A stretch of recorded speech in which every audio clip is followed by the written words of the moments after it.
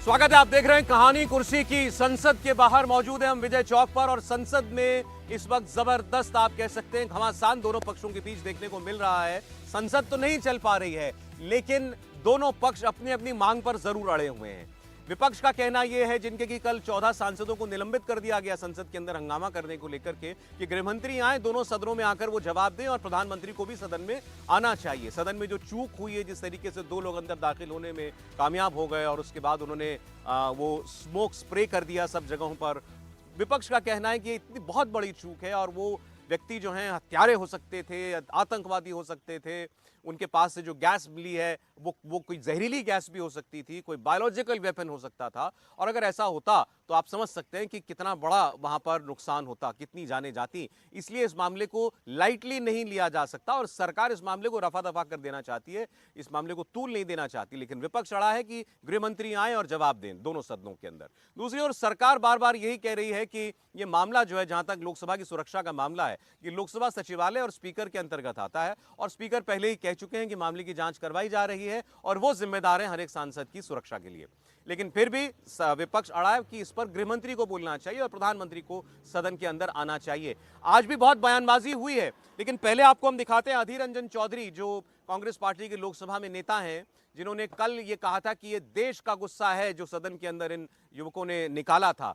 आज वो क्या कह रहे हैं, और प्रहलाद जोशी जो संसदीय कार्य मंत्री हैं, उन्होंने सरकार की तरफ से इन मांगों का क्या जवाब दिया है। सवाल पूछना तो हमारा फर्ज होते हैं। इसको अगर राजनीति करना और राजनीति करते हैं, ये दोषारोप करने का मतलब ये होते हैं कि आम लोगों की निगाहों भटकाने के लिए सारे सरकार जुटी हुई है। आसमान तो टूट नहीं पड़ती। आज तक प्रधानमंत्री जी एक बयान पेश किए हैं, वो तो सदन के नेता है। दिल्ली के पुलिस ऑफिसरों ने पहले ही सूचना कर दिए थे कि शीतकालीन अधिवेशन छत्र जब होंगे उसके पहले और सतर्कता और सावधानी बरतने की जरूरत है। ये दिल्ली पुलिस वालों ने डायरेक्शन दिए थे। तो दिल्ली पुलिस किसके पास होते हैं? स्पीकर साहब के पास, ये गृह मंत्रालय के पास। हाँ, सदन में डेपुटेशन में लाए जाते हैं, मानता हूं मैं, लेकिन असलियत जिम्मेवारी किसके पास है? मैं आपके घर में किसी को भेजा, लेकिन जिसको भेजा वो तो मेरा ही एम्प्लॉय है, तो आखिरकार मेरा जिम्मेवारी नहीं होता क्या? सरकार की तरफ से क्या ऑपोजिशन सारे लीडर को बुला के वार्ता नहीं किया जा सकता? ये छुपाना चाहते हैं इनकी कमजोरियों को। देखो, इसमें मैंने कल भी इसके स्पष्ट रूप से जो कुछ भी कहना था मैंने कह दिया हूं।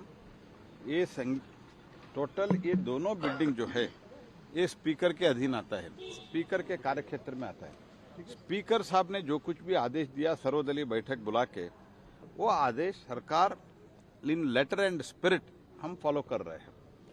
तो इसके बावजूद भी अभी कोर्ट में भी है मामला और जांच चल रहे है, उच्च स्तरीय जांच चल रहा है, high level inquiry is going on.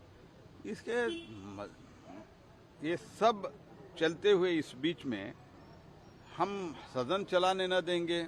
इनका स्टेटमेंट है क्या? ये सेंसिटिव मामला है, they should understand it, they should behave responsibly. Adhir Ranjan Chowdhury को आपने सुना, वो तो ये भी कह रहे हैं कि दिल्ली पुलिस को मालूम था जो कुछ हुआ, उसकी पहली जानकारी दिल्ली पुलिस को थी कि कुछ बड़ा ऐसा कोई व्यक्ति हो सकते हैं जो कि ऐसा कोई दुस्साहस करे। तो फिर आखिर क्यों गृहमंत्री नहीं बताना चाहते, जवाब देना चाहते? क्योंकि दिल्ली पुलिस तो उनके अंतर्गत आती है। और दूसरा, आप प्रहलाद जोशी को सुन रहे थे, उनका वही जवाब है कि स्पीकर जो है वो कस्टोडियन है पूरे प्रेमाइसिस के, लोकसभा संसद के, और स्पीकर ही फैसला करते हैं, स्पीकर ही अपनी ओर से जवाब दे रहे हैं और दे चुके हैं। पहले एक बार जरा और क्या मांग है और बीजेपी की तरफ से क्या कोई इस पर अश्योरेंस दिया गया विपक्ष को, विजय लक्ष्मी से हम जान ले। गृहमंत्री क्या जवाब दे सकते हैं, ऐसी बात कही गई है सरकार से? देखिए, सुशील मोदी साहब से बात की मैंने, कुछ और बीजेपी के नेताओं से अंदर पार्लियामेंट में बात हुई, तो उन्होंने कहा कि गृह मंत्री बोलेंगे, लेकिन पहले रिपोर्ट आ जाने दीजिए, क्या जांच में तथ्य किस तरह के निकल कर के सामने आए। जब वो तमाम तथ्य आ जाएंगे तो गृह मंत्री सदन के पटल पर आकर के जवाब देंगे। लेकिन विपक्ष और जो अधीर रंजन चौधरी भी कह रहे थे, क्योंकि पार्लियामेंट की जो सिक्योरिटी है वो 3 लेयर सिक्योरिटी है, और उसमें से 2 लेयर्स हैं, उसमें एक दिल्ली पुलिस है और एक CRPF है, यानी पैरामिलिट्री फोर्सेज है। तो और विपक्ष का कहना है कि ये दोनों पैरामिलिट्री फोर्सेस और दिल्ली पुलिस जो है होम मिनिस्ट्री के अंडर आती हैं, जिनके ऊपर सिक्योरिटी की जिम्मेदारी है, इसलिए जिम्मेदारी जो है वो गृह मंत्री की भी बनती है और उनको सदन में आकर के जवाब देना चाहिए। और सौरभ, जितने विपक्ष के नेताओं से मैंने बात की वो सब एक ही लहजे में कह रहे हैं कि जब तक गृह मंत्री नहीं आएंगे इसी तरह से हंगामा विपक्ष का जो है या इसी तरह से जवाबदेही की मांग वो सदन के दोनों सदनों में करते रहेंगे। तो मतलब हंगामा जारी रहेगा, विपक्ष ने तय कर लिया है जब तक गृहमंत्री आकर के जवाब नहीं देते इस पूरे मामले पर। लेकिन राजनीति दूसरी ओर भी चल रही है और बिल्कुल एक अलग लेवल पर चल रही है। अब भारतीय जनता पार्टी ने ये जो दो लोग जो सदन के अंदर, एक व्यक्ति जो सदन के अंदर दाखिल हुआ था और दूसरा ललित झा जो कि बताया जा रहा है इस पूरे मामले का मास्टरमाइंड है, इनकी तस्वीरें निकालकर ये साबित करने की कोशिश की है कि इनके तार तो दरअसल ये जुड़े हुए थे तृणमूल कांग्रेस पार्टी के साथ। आपको बता दें ललित झा की एक तस्वीर तपस रे जो कि टीएमसी के विधायक हैं उनके साथ भारतीय जनता पार्टी शेयर कर रही है। और ये वो व्यक्ति है ललित झा जिसको इस पूरे मामले का आप कह सकते हैं ब्रेन बताया जा रहा है, मास्टरमाइंड बताया जा रहा है। ये संसद के बाहर खड़ा होकर के जब नीलम और वो दूसरा व्यक्ति वो लोग जब नारे लगा रहे थे और यहां इन्होंने स्मोक कैनिस्टर खोला था तो ये वीडियो बना रहा था, इन सब के फोन इसके पास थे और आज खबर आई है कि ये फोन उसने जला दिए थे। तो ये एक किस्म का मास्टरमाइंड व्यक्ति ललित झा, ये तपस रे टीएमसी के विधायक के साथ दिखाई दिया तस्वीर में। इसको बीजेपी एक बड़ा मुद्दा बनाना चाहती है। लॉकेट चैटर्जी जो सांसद हैं उनकी बात सुनिए।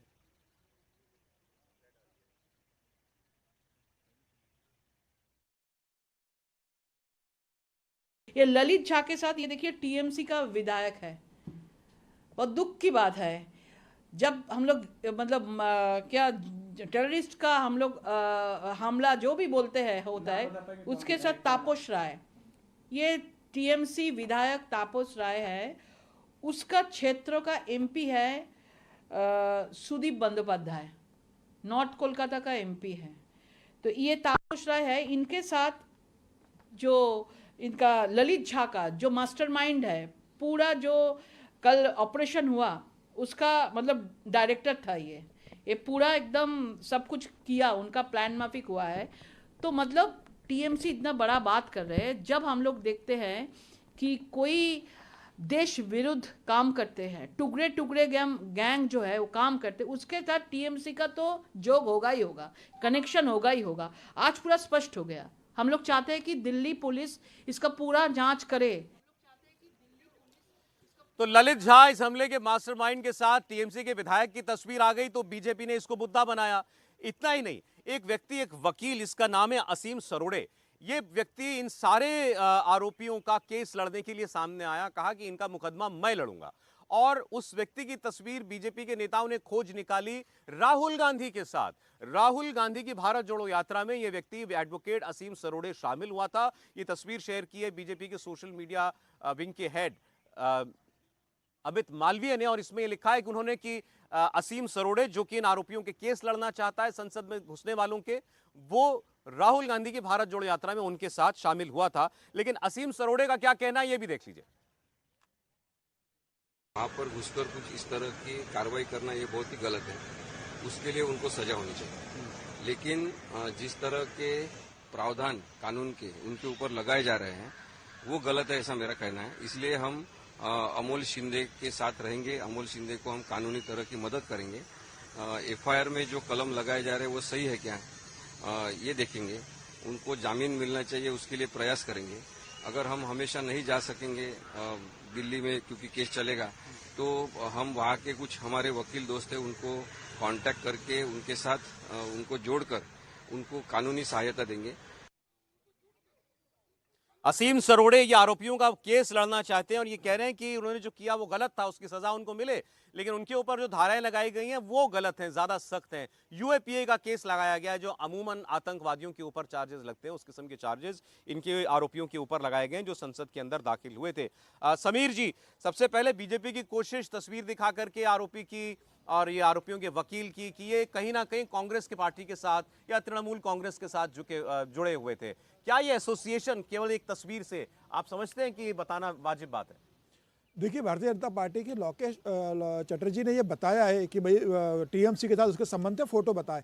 यह जांच करना एजेंसीज का काम है कि इसके पीछे कौन था। और परसों से अपन इस पर चर्चा कर रहे हो। मुझे लग रहा है कि इसके पीछे जब तार जुड़ेंगे और जब कड़ियाँ जुड़ेंगी तो मुझे लग रहा है कई ऐसे और गुनाहगार आएंगे जो अभी पर्दे के सामने नहीं है। पर्दे के पीछे, इसके पीछे कौन था जिन्होंने संसद में इनकी भेजने के लिए मदद की होगी, कौन था इनके पीछे जो ये क्या योजना लेकर आए थे। मुझे लगा जब जांच होगी तो सामने आएगी। बीजेपी तो साफ कहना चाहती है कि इनके पीछे ये विपक्षी दल है।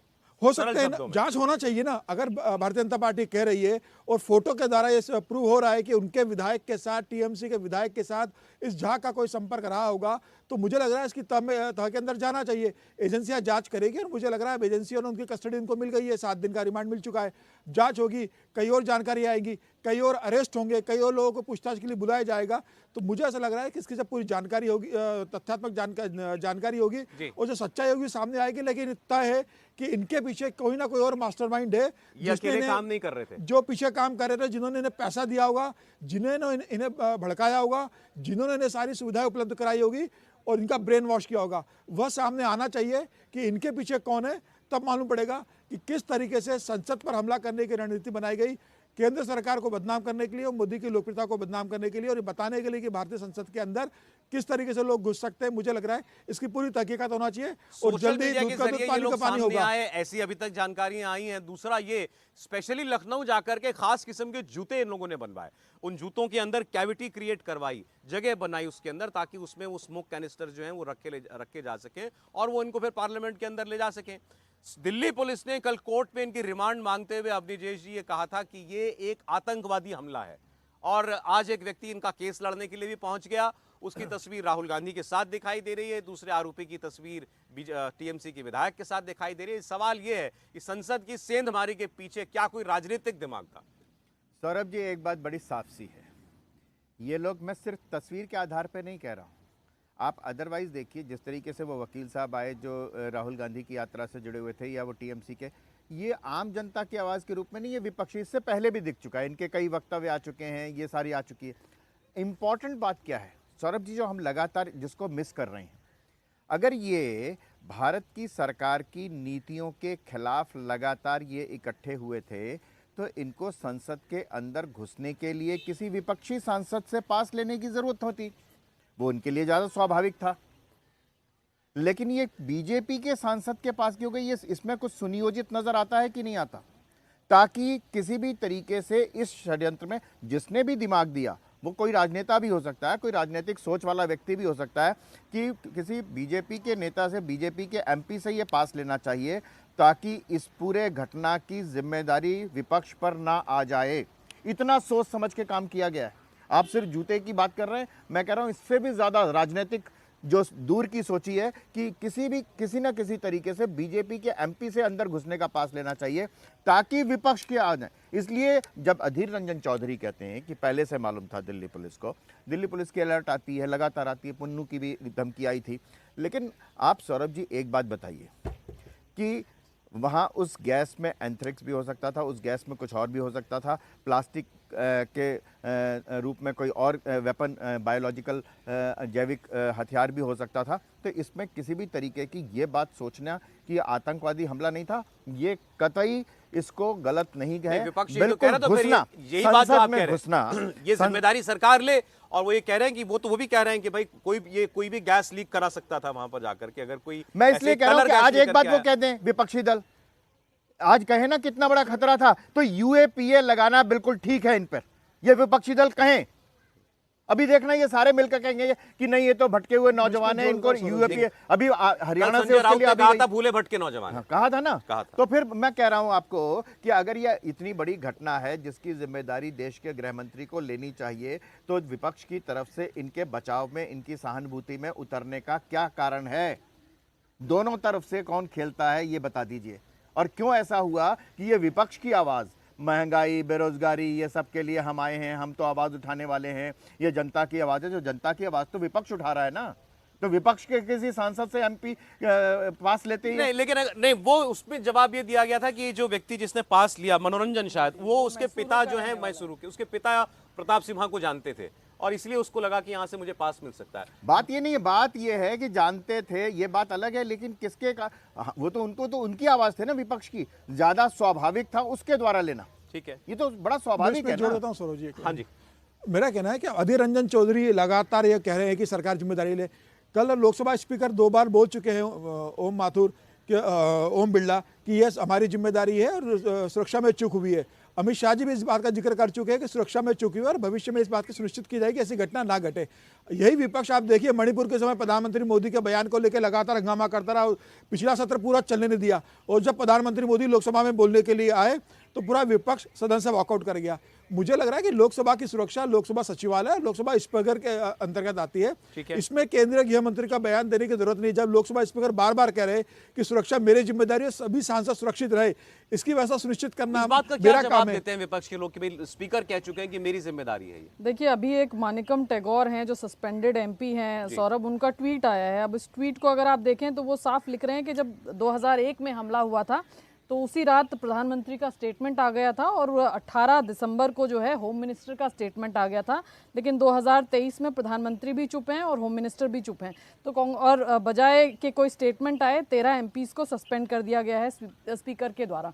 तो विपक्ष जो है 2001 का जो घटना हुई उससे इसका कंपैरिजन कर रहा है, उस समय के प्रधानमंत्री और होम मिनिस्टर ने कैसे जवाब दिया था उससे इसकी तुलना हो रही है और इसी को लेकर के विपक्ष हमलावर भी है क्योंकि उनको लगता है कि ये इंटरनल सिक्योरिटी और नेशनल सिक्योरिटी का एक बड़ा इशू है जिसको लेकर के वो सरकार को घेर सकते हैं।